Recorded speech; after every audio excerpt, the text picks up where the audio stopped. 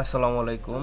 আহ, আমি জুবায়ের আমিন সিয়াম, cyber safety first Bangladesh টিমে নতুন যুক্ত হয়েছি ওয়েব ডেভেলপার এবং আইটি এক্সিকিউটিভ হিসেবে। তো এর আগে আমি একটি ক্লাস আপলোড করেছিলাম, সেটি ছিল লাইভ সার্ভারে কিভাবে আমরা ওয়ার্ডপ্রেস ইনস্টল করতে পারি।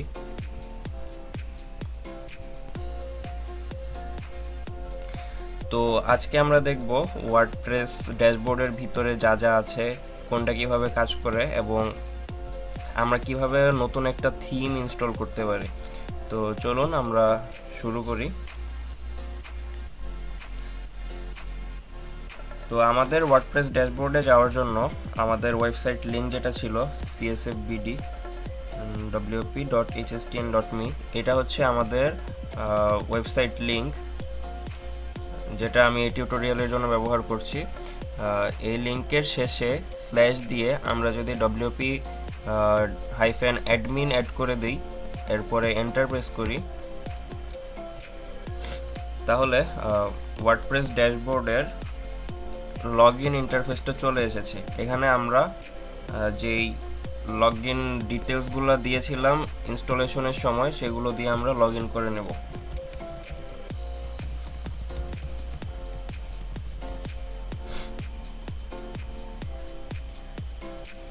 লগ ইন হয়ে গেছে। তো এটা হচ্ছে আমাদের ড্যাশবোর্ড। এখানে যা যা দেখাচ্ছে, সাইট হেলথ, ড্রাফট, অ্যাক্টিভিটি, তো এগুলো নিয়ে আমাদের এত বেশি কাজ নেই। তো আমাদের ওয়ার্ডপ্রেস সাইটের চেহারাটা কেমন একটু দেখে রাখি। একদম সিম্পল, কোনো কিছু অ্যাড করা হয়নি, কারণ এটা ওয়ার্ডপ্রেসের ডিফল্ট থিম দ্বারা পরিচালিত হচ্ছে। তো থিমের কাজ হচ্ছে মূলত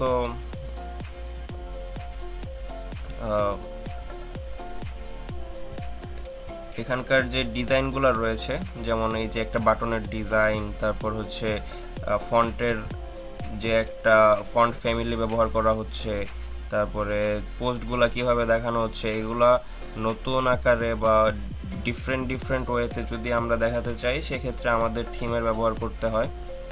তো এটা হচ্ছে আমাদের থিমের পেজ। তো 3টা থিম ইনস্টল করা রয়েছে দেখতে পাচ্ছি, এর মধ্যে এই থিমটা অ্যাক্টিভেট রয়েছে। তো থিম থেকে যদি আমরা অ্যাড নিউ করি, আমরা নতুন একটা থিম ইনস্টল করতে যাচ্ছি, যেটা হচ্ছে এলিমেন্টর পেজ বিল্ডার বেসড। তো এলিমেন্টর পেজ বিল্ডার হচ্ছে এক ধরনের স্পেশাল পেজ বিল্ডার, যার মাধ্যমে আমরা যে কোনো ধরনের পেজ বানাতে পারি। তো সেই জন্য আমরা অ্যাস্ট্রা থিমকে রেকমেন্ড করব। অ্যাস্ট্রা ইনস্টল করে নিচ্ছি। হ্যালো এলিমেন্টর ব্যবহার করা যাবে, ওসেন ডব্লিউপিও ব্যবহার করা যাবে। এটা আপনার প্রয়োজন অনুযায়ী আপনি দেখবেন কোন থিমটা কেমন দেখতে, কোন থিমের ডিজাইন আপনার ভাল লাগে বা আপনার কাজের সাথে যায়, তো সেই থিমটা আপনি ইনস্টল করে নেবেন। আমি বোঝানোর সুবিধার্থে অ্যাস্ট্রা থিমটা ইনস্টল করে নিচ্ছি। এখানে অনেক ধরনের থিম রয়েছে, এক একটা থিমের এক এক রকমের কাজ, ব্র্যান্ডিং পারপাজে এক এক ধরনের থিম ব্যবহার করতে হয় মানুষের। তো দেখি আমাদের অ্যাস্ট্রা থিমটা ইনস্টল হয়ে গিয়েছে, ইনস্টলড। তো এখন আমরা একে অ্যাক্টিভেট করে নিচ্ছি। তো এটা হচ্ছে আমাদের পূর্বের থিম দ্বারা পরিচালিত ওয়েবসাইট। তো এখন যদি আমরা একে রিফ্রেশ করি এই পেজটাকে, এখন একটু কিছু পরিবর্তন দেখতে পাবো। এই যে লেখাগুলো একটু ছোট হয়ে এসেছে, তারপরে কিছু পরিবর্তন আসছে, যদিও আমাদের সাইটে তেমন কিছু নেই, তাই সেই রকম পরিবর্তন চোখে পড়ছে না। তো এখন আমরা দেখি ড্যাশবোর্ডে কি আছে। এখন ড্যাশবোর্ডে তেমন কিছু আসেনি। অ্যাস্ট্রা ড্যাশবোর্ডে যাই। আচ্ছা, তো এটা হচ্ছে আমাদের অ্যাস্ট্রা ড্যাশবোর্ড। এখান থেকে কুইক সেটিংস আছে কিছু,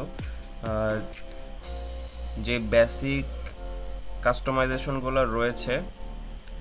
অ্যাপিয়ারেন্সের আমরা কাস্টমাইজ সেকশনে গিয়ে সেম জিনিস পাবো। এখানে আমি একটু পরিচয় দিই। সাইট আইডেন্টিটি মানে হচ্ছে এই যে এখানে যে আমাদের ওয়ার্ডপ্রেসের লোগোটা শো করছে না উপরে টাইটেলের পাশে, তো এইখানে আমরা যে সাইট আইডেন্টিটি অ্যাড করব সেটা চলে আসবে। তারপর হেডার বিল্ডার, হেডার হচ্ছে এই যে এই পার্টটুকু, টোটাল এই পার্টটুকু কিভাবে থাকবে সেটা আমরা বিল্ড করে দিতে পারি। তারপর ফুটার বিল্ডার, ফুটার মানে হচ্ছে নিচের পার্টটুকু, এই যে কপিরাইট @ এই যে এই পার্টটুকু আমরা এডিট করতে পারবো। তারপর কালার, আমাদের ব্র্যান্ডিং পারপাজে বা আমরা যেই জিনিস নিয়ে ওয়েবসাইট বানাবো, তো আমাদের একটা নিজস্ব কালার থাকতে পারে। হ্যাঁ, তো আমরা সেই কালারগুলো এখান থেকে দিতে পারি। টাইপোগ্রাফি মানে কেমন ধরনের ফন্ট আমরা ব্যবহার করব এগুলো। তারপর button, blog option, layout, menu, এগুলো আমরা সব কিছু আলাদা আলাদাভাবে কাস্টমাইজ করতে পারবো। প্লাগইনস থেকে আমরা একটা প্লাগইন অ্যাড করব। অ্যাড নিউয়ে গিয়ে এখানে আমরা সার্চ করি এলিমেন্টর সার্চ করে দিয়েছি। এখন এই যে প্রথমে যে এই প্লাগইনটা এসেছে এলিমেন্টর ওয়েবসাইট বিল্ডার, এই প্লাগইনটা আমরা ইনস্টল করে নিচ্ছি। এর মাধ্যমে আমরা আমাদের পুরো ওয়েবসাইটটা ডিজাইন করে দেখাবো। তো ইনস্টল হচ্ছে।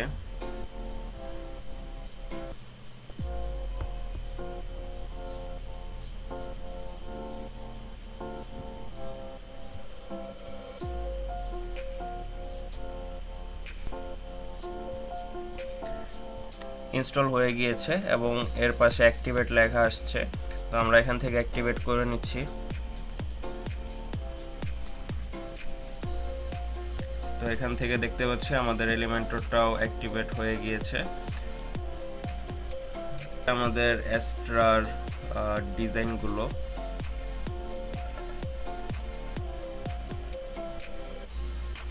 তো এখান থেকে আমরা টাইপোগ্রাফি, হেডিং এর জন্য আমরা কেমন ফন্ট, তারপর হচ্ছে ফন্ট ব্যবহার করব, বডির জন্য কেমন, সবকিছু আমরা এখানে দিয়ে দিতে পারি।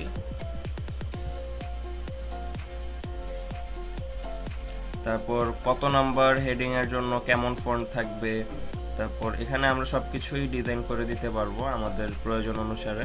তারপর কালার আছে, লিংকের কালার কেমন, অ্যাকসেন্ট কালার কেমন, হেডিং কালার কি হবে, সব কিছু আমরা এখান থেকে দিয়ে দিতে পারবো।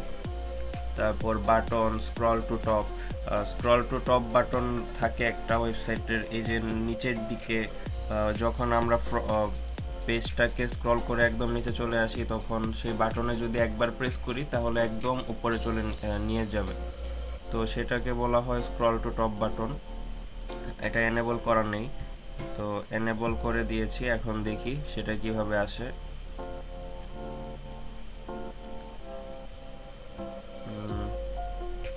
Scroll to top display on desktop যদি দেই, পজিশন আমরা লেফট অথবা রাইট দিতে পারি।